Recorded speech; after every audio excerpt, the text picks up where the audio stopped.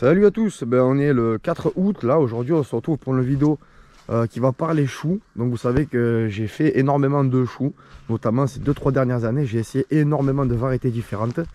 Et aujourd'hui je vais vous montrer ce que je pense pour moi être vraiment le must, c'est-à-dire le chou tout terrain, celui qu'il faut absolument qu'on cultive au potager parce que franchement par bien des aspects, il est vraiment le plus costaud et celui qui produit en grande et forte quantité. Il ne craint pas trop la mauvaise météo ainsi que les prédateurs. Donc on va aller voir ça dans quelques instants. Bien sûr sous un soleil de plomb, hein, comme d'habitude. N'oublions pas que nous sommes en centre-France, c'est-à-dire Miami Beach. Donc voilà, il faut encore pluie et orage, donc ça vaut bien le coup d'avoir acheté une caméra étanche. Si je me retrouve sous le déluge, au moins comme ça, elle ne craindra pas l'eau. Bon, allez, on y va de suite et on en discute pendant 5 minutes. Donc voici pour cette année ma parcelle de choux. Il y avait à peu près, grosso modo, 140 choux plantés en tout et pour tout. Donc sur toute cette parcelle-là, allant jusqu'au bout et de l'autre côté. Là, actuellement, il doit rester à peu près 80, je pense, quelque chose comme ça.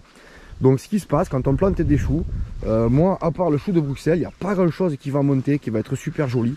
Là, vous voyez, on commence à arriver à quelque chose sur les choux de Bruxelles. Il commence à être sympa, il commence à monter, à préparer donc les petits choux là. Donc en extérieur, je ne coupe pas les branches, il n'y avait que dans la serre, je vous ai montré ça pour faire grossir les choux. Parce qu'en extérieur, en fait, ils vont de suite éclater et ils vont vouloir faire des graines. Donc c'est vrai que les choux de Bruxelles, pour moi, ça marche pas trop mal, ça se débrouille assez bien. Mais c'est quand même assez sensible à tout ce qui va être les altises, vraiment les altises, parce qu'on va le planter en début de saison pour qu'il soit assez grand pour faire des choux. Après on a quoi? On avait, qu'est-ce que c'est que celui-ci?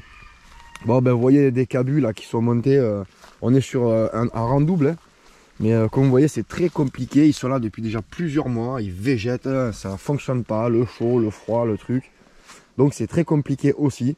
Là on a un rang, il doit y avoir une trentaine de choux, voilà, c'est dommage, on verra bien ce que ça donne. Je vois qu'un peu plus loin j'ai ceux qui sont un peu plus grands que vous voyez là au début. C'est une espèce de chou Bruxelles mais rouge. Donc je ne sais pas ce qu'il va donner. Si j'arrive à les avoir, je vous ferai une vidéo. Par contre, j'ai pas le nom parce que c'est un papy qui m'a donné les graines. Voilà, il m'a dit que c'était un croisement qu'il avait eu. C'est des choux de Bruxelles à peu près roses. Voilà, je regardais sur internet voir si j'arrive à trouver une correspondance. Je n'ai pas trouvé de variété. Bref, donc là on est sur plein de variétés différentes. Vous savez que bon, vous avez bien sûr tout ce qui est cœur de bœuf, machin, truc bidule. C'est des choses où si vous avez de la chance, vous allez réussir à en avoir quelques-uns. Vous voyez, c'est compliqué, voilà, c'est compliqué, ça pomme pas ou ça végète, voilà, ça vous fait des choses comme ça, là, c'est très très compliqué. Donc vous pouvez pas vous baser sur votre autonomie que sur ça. Bon, on en a quelques-uns, là, je crois qu'on doit avoir du chou-fleur. Non, même pas, c'est encore un cabus, voilà, c'est encore du cabus.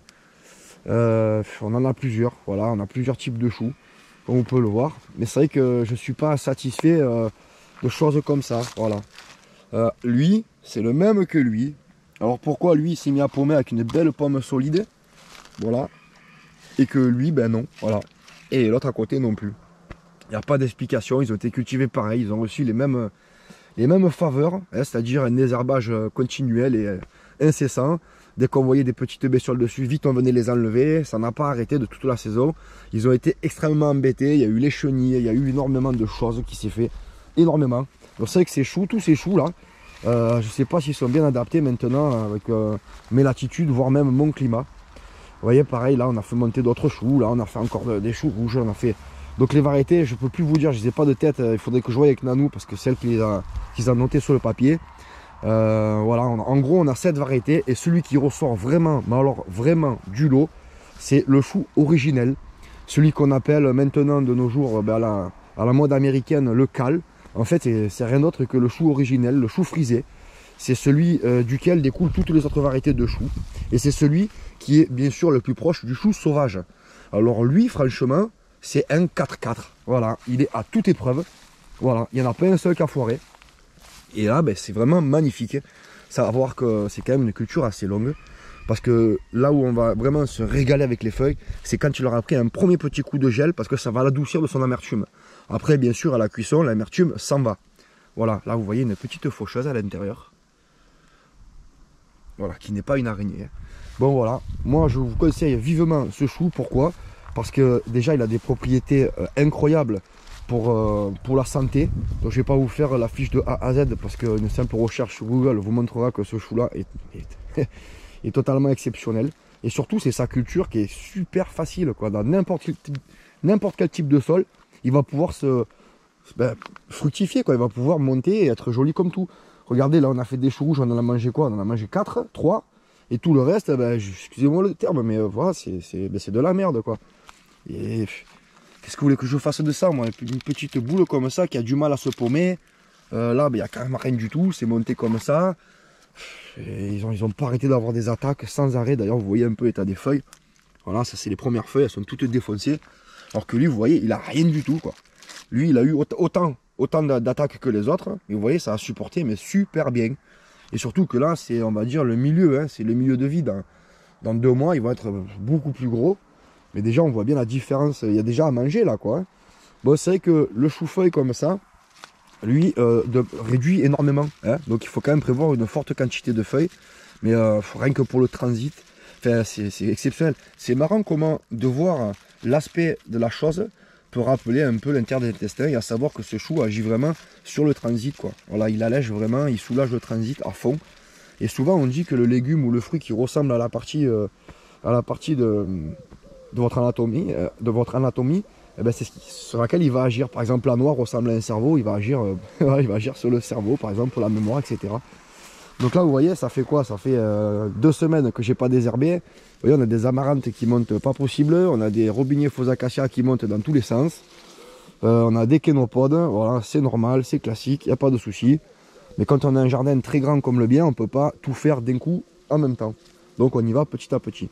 Donc j'espère que ces choux rouges là, eux, ont besoin de soleil, vont le trouver. Parce que sinon, ce serait bien triste d'avoir un rang aussi là avec autant d'individus qui ne pomment jamais. À savoir que là, on va pas manger juste les feuilles, c'est pas vraiment intéressant. C'est vraiment la pomme qu'on va rechercher sur ce genre de type, sur ce type de chou quoi. Alors que là, le chou-feuille, on prend les feuilles tout simplement quoi. On va commencer par les feuilles d'en bas, hein, donc petit à petit, on va remonter. Regardez-moi ça, comment c'est magnifique, c'est super beau ça.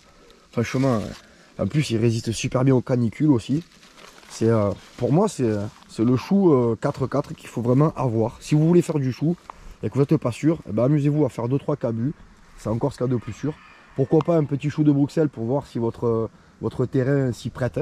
Mais à côté de ça, ben, mettez du frisé parce que le frisé ça marche à tous les coups quoi. Voilà. Même un semis qui est pas joli parce que j'en ai planté qui n'était pas très joli, ils se sont bien développés quand même quoi. Ah, je pourrais vous les montrer pendant des heures parce que je trouve qu'ils sont vraiment super intéressants quoi. C'est quelque chose en plus joli. C'est une plante qui est vraiment belle. Bon, je vais peut-être revenir enlever un peu les kénopodes qui poussent un peu de partout pour leur faire un peu de lumière bien sûr. Mais bon, la lumière on la cherche. Voilà. Bon, l'avantage c'est qu'on manque pas d'eau, on manque pas d'eau. On manque pas d'eau. Donc ils ont à peu près tous la même forme, voilà. Il y en a qui ont des feuilles un peu plus charnues que d'autres. Ouais, regardez. Petite chenille là. Ça fait rien du tout, ça sur ce type de choses, ce type de chou ça fait rien du tout, je la lève et on n'en parle plus. Alors que sur les autres ça me fait des dégâts mais monstrueux. Donc c'est pour ça je trouve qu'il est vraiment intéressant, c'est pour ça que je vous en fais un retour. Vous voyez j'en ai planté vraiment pas mal, il n'y en a pas un seul qui a foiré. Je vous laisse regarder. Le dessus, le dessous, le devant, le derrière, ils sont magnifiques quoi. Et ils sont très prometteurs, on voit qu'il y a plein d'autres branches qui vont arriver, mais il va monter hein. Je vous referai un petit retour d'ici à peu près un mois et demi. Vous allez voir, il va vraiment monter ce chou. Voilà.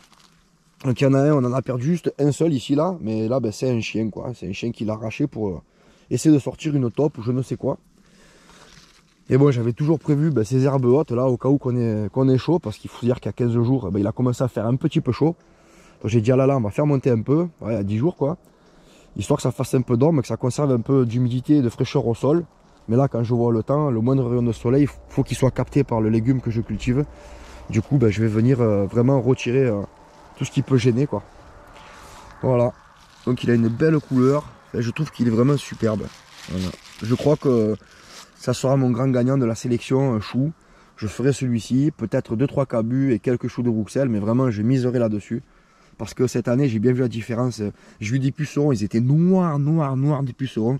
Je suis juste venu avec le doigt les enlever, les pucerons, crac, comme ça. Et ça n'a aucune incidence, quoi. Alors je sais pas qu'est-ce qu'ils foutaient dessus, je sais pas s'ils ont mangé, piqué quoi que ce soit. Je pense que oui, parce que bon, ils se reproduisaient quand même, mais vous voyez, même les feuilles d'en bas, voilà, c'est parce qu'il n'y a pas de soleil, il n'y a pas de lumière, donc ils jaunissent un peu, ce qui est normal. Bon, les feuilles d'en bas, vous voyez, c'est pas piqué, c'est pas abîmé, rien du tout. Alors que si je vous montre les feuilles d'en bas sur les autres, alors au printemps on était content comme tout, ça faisait une belle parcelle, mais maintenant voilà, hein, c'est... Ah, les feuilles d'en bas, c'est catastrophe quoi, c'est au secours. Voilà. Il aurait fallu que je prenne ma petite fiche pour vous montrer variété par variété ce qu'on a fait, mais finalement c'est pas trop intéressant, c'est pas le but de la vidéo. Je voulais vraiment vous parler du chou, ce chou là quoi. Et vous voyez, je me suis fait avoir, j'ai planté, j'avais quelques petites pousses de partout là d'artichaut, et je me suis encore fait avoir avec cet artichaut cactus là, je le supporte pas, hein, il fait super mal.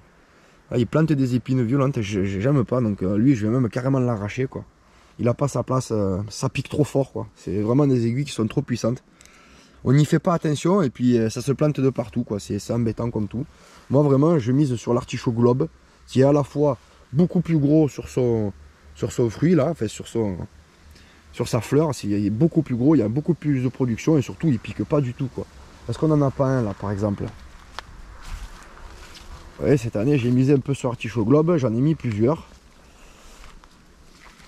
Voilà, ça c'est de l'artichaut globe. Vous voyez les feuilles, il n'y a pas de piquant, rien du tout. Et puis en plus, première année, ils me font déjà des artichauts, ce qui est quand même assez exceptionnel. Voilà, je me suis rendu compte hier sur un pied qui était tout au fond là-bas. Mais là, franchement, première année, ouais, c'est assez... j'ai jamais encore eu d'artichaut de la première année. Je sais que ça peut se faire, hein, c'est pas non plus exceptionnel de folie, quoi. Hein. Alors celui-ci, je comprends pas, il est en pointe. Il est pointu et pourtant il n'a pas les épines, donc c'est à voir quoi, je sais pas. En tout cas, moi ce qui est sûr, c'est que c'est des pieds que je vais arracher, que je vais repiquer dans les buts, parce que ça devient énorme après. Première année ça prend de la place, deuxième année encore plus. J'en ai vu moi des artichauts qui faisaient 3 mètres carrés au sol, ils avaient plusieurs années. Voilà, il suffit qu'ils se plaisent bien. Et moi apparemment j'ai découvert récemment que j'avais une terre à artichaut. Et quand on voit le prix au kilo et quand on voit surtout les propriétés qu'a ce légume, ben franchement... autant le cultiver quoi. Voilà. Et là c'est pareil, là.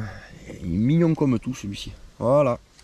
Bon mais tout ça pour vous dire que le chou frisé, hein, c'est le chou papa-maman de tous les autres choux. Donc je pense que ceci explique cela et c'est pour ça aussi qu'il est aussi costaud. Voilà, parce que souvent on a tendance à faire, en tant qu'être humain, des tonnes de croisements pour obtenir le plus de production possible sur ce qu'on veut. Et on a tendance à affaiblir en général la génétique. Hein. Donc c'est bien connu. Hein. C'est bien connu. Bon, on le sait aussi par rapport aux animaux de compagnie. Hein. Quand on prend des animaux qui sont croisés dans tous les sens, pas possible pour obtenir des chiens avec le museau écrasé, qui a du mal à respirer, etc. Avec le train arrière qui est un peu faible, etc. Ben, ça c'est la faute à l'humain qui a croisé pour obtenir des races de chiens spécifiques. Ben, c'est pareil avec tout quoi. Hein. C'est pareil avec tout. Sachez que de nos jours, on n'a pas hésité à prendre de l'ADN de poisson pour l'injecter dans de la fraise pour qu'elle résiste un peu mieux à ceci ou à cela. Enfin voilà, on fait à peu près, on fait un peu tout et n'importe quoi avec Dame Nature. Et du coup, bon, après il faut pas s'étonner quoi. Voilà, bon ben je vais réussir à avoir quand même quelques petits choux rouges que je mange en salade. Ça c'est très bon en salade, ça va super bien avec une petite sauce piquante là. Parce que bon, je commence à comprendre qu'il va falloir que je m'assoie sur les tomates. Ça c'est sûr. Enfin voilà, bon, cette petite vidéo, une dizaine de minutes, suffit pour vous présenter donc ce chou frisé. Vous voyez bien la différence quand même, hein, c'est superbe ça, regardez-moi ça. Je vais essayer de vous faire un plan un peu pour vous voyez les hauteurs. Comparé à les choux rouges qui sont, regardez, ils sont pas dégueux, hein, ils y sont, il y a les boules dedans. Il attend juste de grossir un peu, mais pour comparer à peu près la taille, quoi, un chou frisé c'est quand même beaucoup plus beau. Ça fait un peu luxuriant, c'est joli comme tout, surtout qu'en plus ça revient à la mode. À savoir que les Romains le cultivaient déjà, hein. Et d'ailleurs en France on était les champions hein, pour la culture de ce chou. Hein. Ça vient vraiment de chez nous. Hein. Après il faut voir qu'on l'a apporté plus tard, je crois même que c'est les Espagnols qui l'ont apporté plus tard sur le continent américain. Si je dis pas de bêtises, doit être peut-être 17e siècle, quelque chose comme ça, qu'ils l'ont apporté là-bas. Mais ce chou il vient de chez nous, c'est notre terroir, c'est notre tradition. Ce chou, on est censé le cultiver, nous, en France, comme des champions, quoi. Voilà. Parce qu'ils viennent de chez nous et que vraiment, on était connus pour ça. Voilà les copains, bon bah écoutez, on se retrouve très bientôt avec une nouvelle histoire. Allez, ciao ciao.